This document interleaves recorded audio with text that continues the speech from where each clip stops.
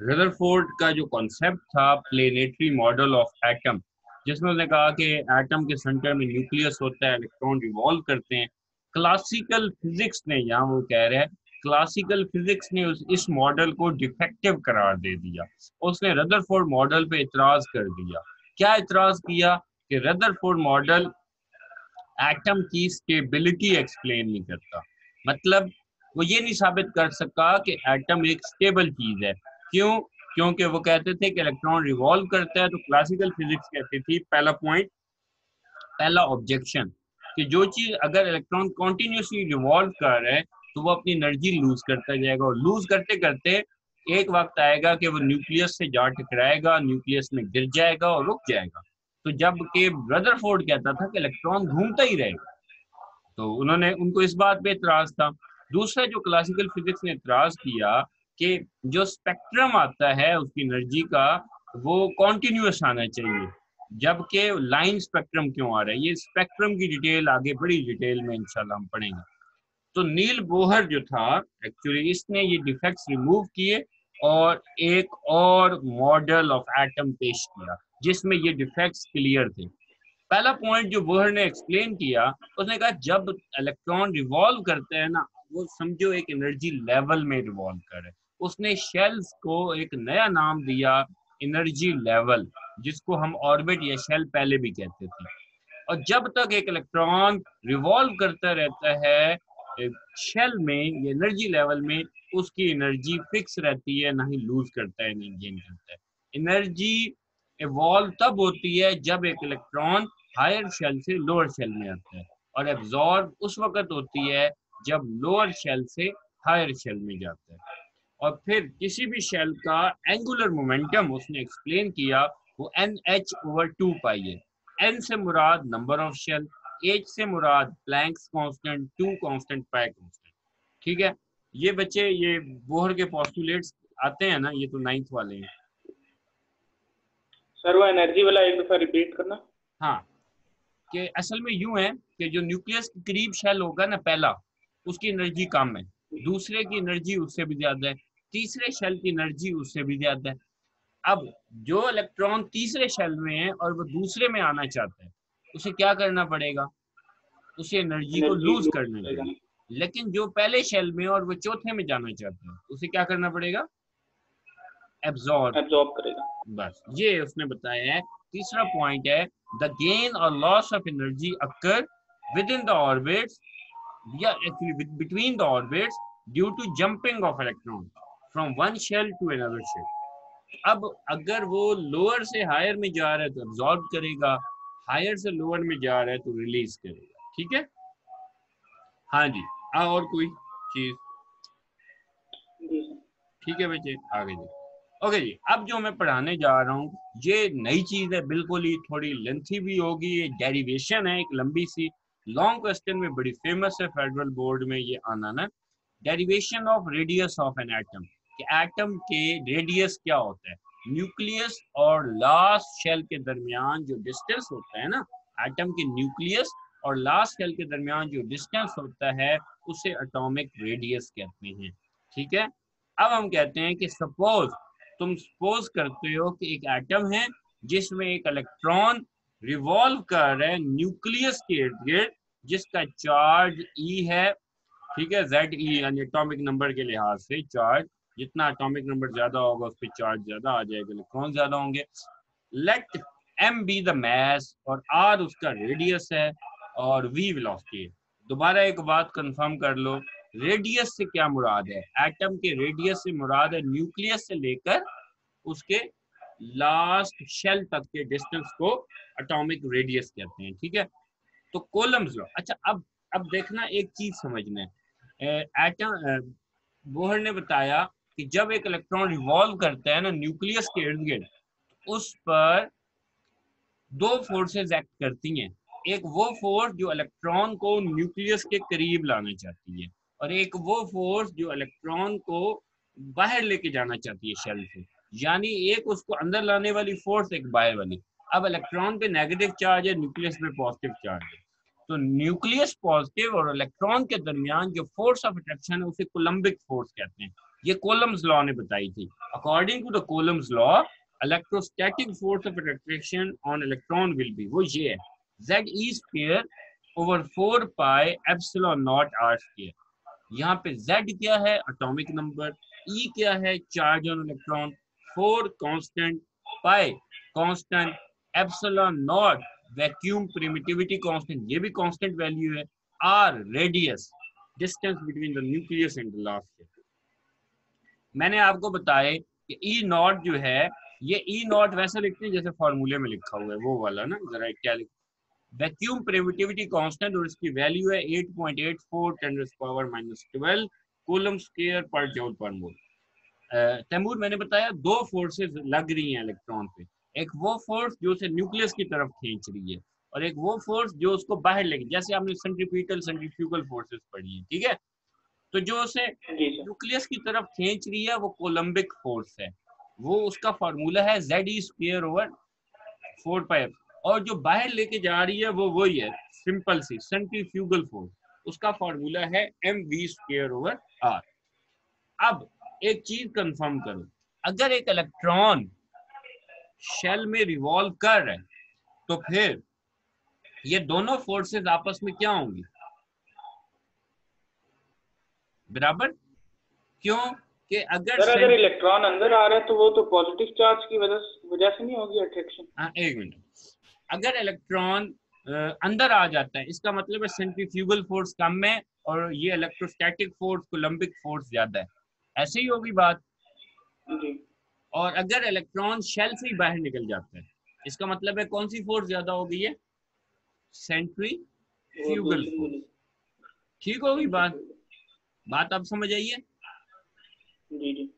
तो ये दोनों फोर्सेस अगर बराबर हैं तो इसका मतलब है इलेक्ट्रॉन रिवॉल्व। अब आपको रदरफोर्ड पे जो एतराज लगा था ना उसका जवाब मिल गया। रदरफोर्ड पे एतराज क्या लगा था कि ये इलेक्ट्रॉन तो न्यूक्लियस में गिर जाएगा, तो बोहर ने बताया ऐसे नहीं गिर सकता, उसके करीब भी नहीं आएगा। वजह, क्योंकि उस पर एक ऐसी फोर्स भी एक्ट कर रही है जो उसको बाहर खींच रही है, और अगर इलेक्ट्रॉन रिवॉल्व कर रहा है तो ये दोनों फोर्सेस आपस में बराबर है।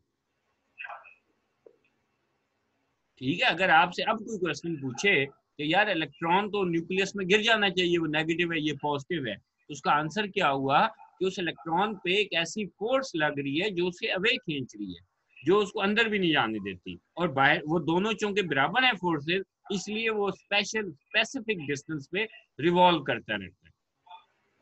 क्लियर है बात सब? चलो आगे देखते। ओके, ये वही बात है, in atom two forces are equal and opposite, so balance each other. Two forces कौन सी, सेंट्रीफ्यूगल फोर्स और इलेक्ट्रोस्टैटिक फोर्स या कोलम्बिक कूलम फोर्स। फोर्स। ठीक है, कोलम्बिक फोर्स। सो सर ये क्वेश्चन आ सकता है? ये बड़ा कॉमन ऑब्जेक्टिव क्वेश्चन है, ट्रिकी क्वेश्चन है, वाइवा क्वेश्चन है। ये एक सिंपल सा पूछते हैं, यार ये देखो ये न्यूक्लियस पॉजिटिव है इलेक्ट्रॉन नेगेटिव है, बताओ ये इसमें क्यों नहीं आ रहा। ठीक है, तो आपने उसको बोहर मॉडल के मतलब, तो अब ये पहले ही हमारी जहां से डेरिवेशन शुरू होती है वो पॉइंट ये है कि दोनों फोर्सेस अगर बराबर हैं, mv² over r equal to ZE² over 4 pi, ये दोनों बराबर हो गई फोर्सेस। ठीक है, अच्छा, अब मैंने यहाँ पर किस चीज की कटिंग की, एक तरफ r है एक तरफ r² है। ठीक है, तो r के स्क्वायर से कैंसल, तो इक्वेशन क्या बच जाएगी, देखना, mv² is equal to ZE² over 4 pi epsilon naught r। ये स्टेप समझ आ गया बच्चे? जी। ठीक है, आगे देखना। अब हमने क्या किया जी, r को इधर ले आए क्योंकि हमने रेडियस डिराइव करना है ना, उधर डिवाइड हो रहा था, इधर आके मिल गया, r mv² हो गया। ये स्टेप भी समझ आ गया बच्चे? जी। क्लियर? ओके, अब हमने mv² को उधर ले गए। मैंने हर स्टेप को अलग अलग किया ताकि हर स्टेप आपको क्लियर समझ आए। यहाँ इन 4 स्टेप्स में कोई इशू है अब रिजॉल्व होने में, डेरिवेशन में? क्लियर है? ठीक, आगे चलूं? जी। ठीक है, अब हमने एक पढ़ा है अभी रिसेंटली बोहर के मॉडल में कि एंगुलर मोमेंटम mvr किसकी इक्वल होता है, nh ओवर 2 पाई।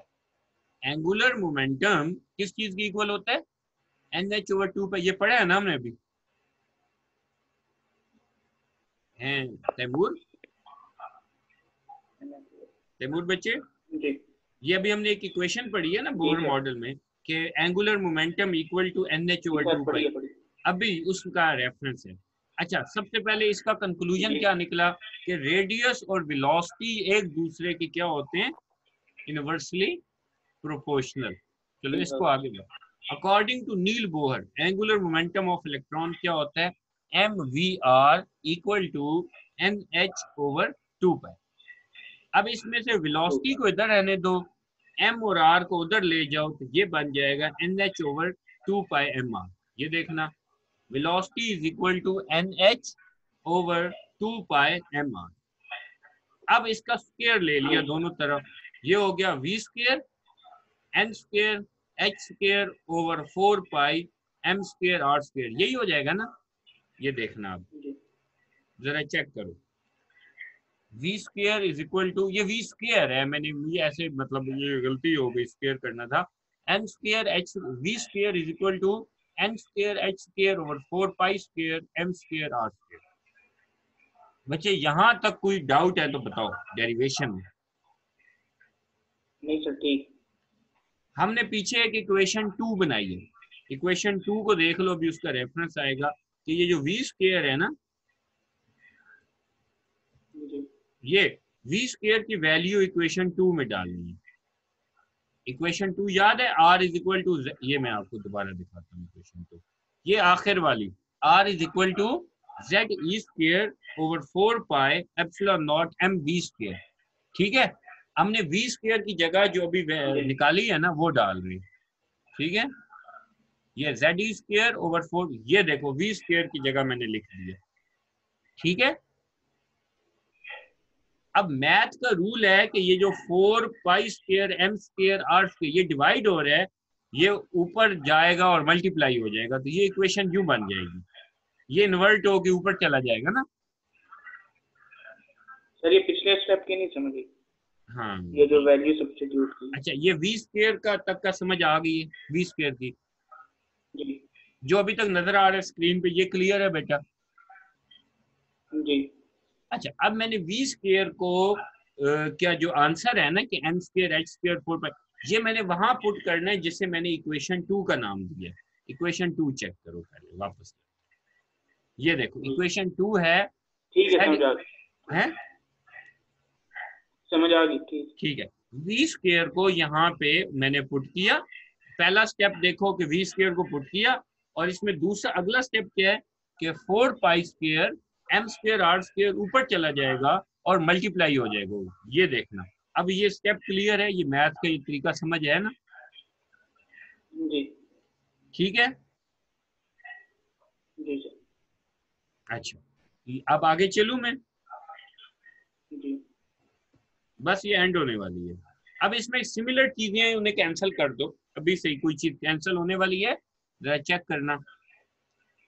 4 से कैंसिल हो सकता है, जी पाई उसके स्क्वायर से कैंसिल होगा, यानी 1 पाई ऊपर बच जाएगा, ऐसे ही है ना। जी और m कैंसिल होगा, m कैंसिल हो जाएगा उसके स्क्वायर से। अब एक और चीज, रेडियस r कैंसिल हो सकता है उसके स्क्वायर से, यानी राइट साइड पे एक r बच जाएगा, ऐसे ही होगा बेटा। जी ये अब यही काम अभी हम 2 स्टेप्स में तसल्ली से करते हैं आगे। ये मैंने क्या किया, ये देखो कि ये जो थे ना हमारी जो चीजें कैंसिल हुई है ना 4, अब मैंने ये जो नीचे एप्सिलॉन नॉट बच गया, n स्क्वायर और h स्क्वायर बच गया ना। आपने मुझे बताया कि 4 कैंसिल हो चुका है, पाई नीचे वाला कैंसिल हो चुका है, नीचे वाला, ठीक है। एप्सिलॉन नॉट बच गया है, r की तरफ चले जाएंगे तो ये बच जाएगा यहाँ पे, epsilon naught n square h square is equal to ZE square pi m। ये बात समझ आई? जी सर। बाकी बात है, वहां डिवाइड हो रहे थे, मल्टीप्लाई जो कॉमन चीजें थी और जो स्क्वायर उसका कैंसिल हो सकता था, सिंगल उसको कर दिया। अगर ये क्लियर हो गया है, अब रेडियस को हमने एक तरफ रखना है, तो ZE² पाई m इधर आएंगे तो क्या हो जाएगा, डिवाइड।